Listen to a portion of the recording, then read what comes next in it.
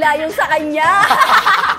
Grabe si Joanna. Talaga? Paano ka nalula? As in? Oh, nung photoshoot namin, dun ko napansin. Parang ano ka, parang hindi ka makahinga, gano'n. Oo, as in. Kasi kung nalalakihan na kayo dito, what more pa yung sa kanya. Kaya, Natanong mo ba kung anong size nung kanyang...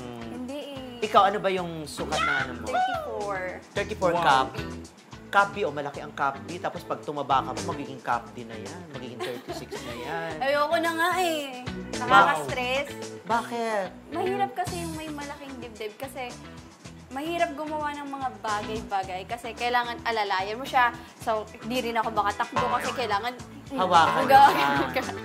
Yes. Oo, tsaka mahirap din pag nakabra. Mas maganda pag nakabra, hindi.